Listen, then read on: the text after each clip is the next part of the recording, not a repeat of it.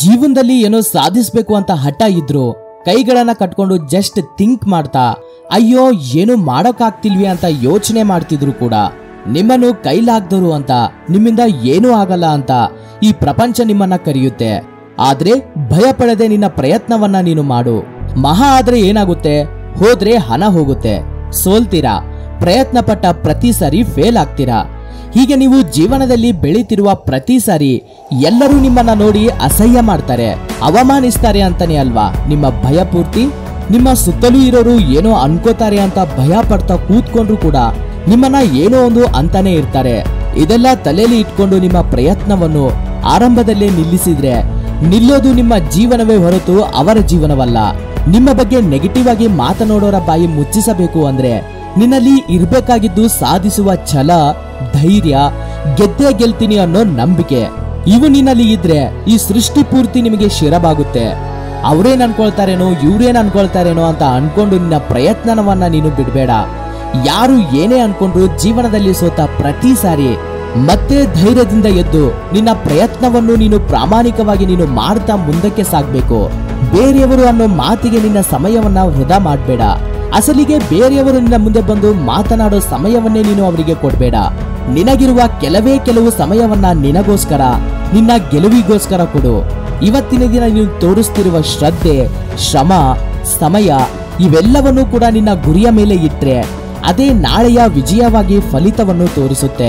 ನೀನು ಮಾಡ್ತಿರುವ ಪ್ರತಿ ಕೆಲಸವನ್ನ ಈ ಯೂನಿವರ್ಸ್ ಗುರುತಿಸುತ್ತೆ ಅಂತ ನೆನ್ಪಿರ್ಲಿ.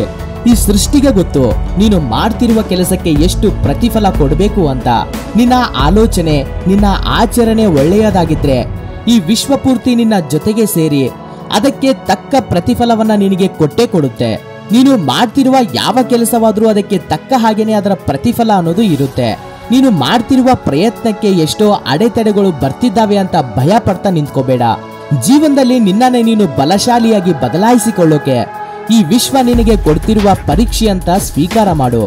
ಈ ಎಲ್ಲಾ ಪರೀಕ್ಷೆಗಳನ್ನ ದಾಟುತ್ತಾ ಮುಂದಕ್ಕೆ ಸಾಗಿದ್ರೇನೆ ಉನ್ನತವಾದ ನಿಮ್ಮ ಲಕ್ಷ್ಯದ ಕಡೆ ನೀವು ಎದುರಿಸುತ್ತಿರುವ ಪರೀಕ್ಷೆಗಳೇ ಮುಂದೆ ನಿಮ್ಮ ಉನ್ನತಿಗೆ ಸುಲಭವಾದ ಮಾರ್ಗಗಳನ್ನ ಕ್ರಿಯೇಟ್ ಮಾಡ್ತವೆ.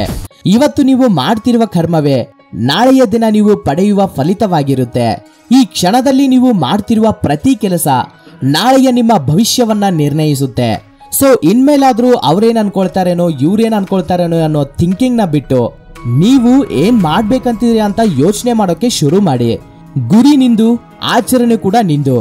ನಾಳೆ ದಿನ ನೀವು ಸೋತ್ರು ಮತ್ತೆ ಎದ್ದು ನಿಮ್ಮನ್ನ ನೀವು ಸಕ್ಸಸ್ ಮಾಡ್ಕೋಬೇಕಾಗಿರೋದು ಕೂಡ ನೀವೇನೆ. ಹಾಗಿದ್ದಾಗ ನಿಮ್ಮ ಸುತ್ತಲೂ ಇರೋರ ಮಾತುಗಳನ್ನ ತಲೆಗೆ ಯಾಕೆ ಹಾಕೊಳ್ತೀರಾ? ನಿಮ್ಮನ್ನ ಅವಮಾನ ಮಾಡೋರನ್ನ ನಿಮ್ಮಿಂದ ದೂರ ಇಡಿ. ನಿಮ್ಮನ್ನ ಹುರಿದುಂಬಿಸೋರನ್ನ, ನಿಮ್ಮನ್ನ ಮೋಟಿವೇಟ್ ಮಾಡೋರನ್ನ ನಿಮ್ಮ ಸುತ್ತಲೂ ಇರೋ ಹಾಗೆ ನೋಡ್ಕೊಳ್ಳಿ. ನೀವು ಜೀವನದಲ್ಲಿ ಬೆಳೆಯೋದಕ್ಕೆ ಮಾಡುವ ಪ್ರಯತ್ನವನ್ನ ನಿಲ್ಲಿಸೋಕೆ ಎಷ್ಟೋ ಜನ ಪ್ರಯತ್ನಿಸ್ತಾರೆ. ಆದ್ರೆ ಅವನ್ನೆಲ್ಲ ದಾಟುತ್ತಾ ಒಂದೊಂದೇ ಹೆಜ್ಜೆನ ಮುಂದಕ್ಕೆ ಇಡ್ತಾ ನಿಮ್ಮ ಕೆಲಸವನ್ನ ನೀವು ಮಾಡ್ಕೊಳ್ತಾ ಹೋಗಿ. ಜೀವನದಲ್ಲಿ 80% ಜನ ಎಲ್ಲಿ ಸೋಲ್ತಿದ್ದಾರೆ ಗೊತ್ತಾ? ಯಾರು ಏನ್ ಅನ್ಕೊಳ್ತಾರೇನೋ ಅನ್ನೋ ಆಲೋಚನೆ ಮಾಡ್ತಾ ಕೂತ್ಕೊಂಡು ಭಯ ಪಡ್ತಾ ಏನು ಸ್ಟಾರ್ಟ್ ಮಾಡದೆ ಅಲ್ಲೇ ನಿಲ್ತಿದ್ದಾರೆ. ಯಾರು ನಿಮ್ಮ ಜೊತೆಗಿದ್ರು ಇಲ್ಲದೆ ಇದ್ರು, ಯಾರು ಸಹಾಯ ಮಾಡಿದ್ರು ಮಾಡದೇ ಇದ್ರು, ಯಾರು ನಿಮ್ಮನ್ನ ಗುರುತಿಸಿದ್ರು ಗುರುತಿಸದೇ ಇದ್ರು ಸರಿ, ನೀವು ಮಾಡ್ತಿರುವ ಪ್ರಯತ್ನ ಮಾತ್ರ ನಿಲ್ಬಾರ್ದು. ನೀವು ಮಾಡುವ ಪ್ರಯತ್ನದಲ್ಲಿ ಲೋಪ ಇಲ್ಲದೆ ಇದ್ರೆ ನಿಮ್ಮ ಫಲಿತದಲ್ಲಿ ಯಾವ ರೀತಿಯ ಕೂಡ ಲೋಪ ಇರೋದಿಲ್ಲ. ಒಂದು ವಿಷಯವನ್ನ ನೆನ್ಪಿಟ್ಕೊಳ್ಳಿ, ಯಾರು ಏನೇ ಅಂದ್ರು ಅನ್ನದೇ ಇದ್ರು ಈ ವಿಶ್ವ ನಿಮ್ಮನ್ನು ಯಾವಾಗ್ಲೂ ನೋಡ್ತಾನೆ ಇರುತ್ತೆ. ಈ ವಿಶ್ವದ ನಿಯಮದಿಂದ ಯಾರೊಬ್ಬರು ತಪ್ಪಿಸಿಕೊಳ್ಳೋಕೆ ಆಗಲ್ಲ. ನೀವು ಮಾಡುವ ಆಲೋಚನೆ, ನೀವು ಮಾಡುವ ಪ್ರಯತ್ನ, ನೀವು ಇಡುತ್ತಿರುವ ಹೆಜ್ಜೆ, ನೀವು ಮಾಡ್ತಿರುವ ಕೆಲಸ, ಕೊನೆಗೆ ನಿಮ್ಮಲ್ಲಿ ಇರುವ ಭಾವನೆಗಳನ್ನು ಕೂಡ ಈ ವಿಶ್ವ ಯಾವಾಗ್ಲೂ ಗಮನಿಸ್ತಾನೆ ಇರುತ್ತೆ.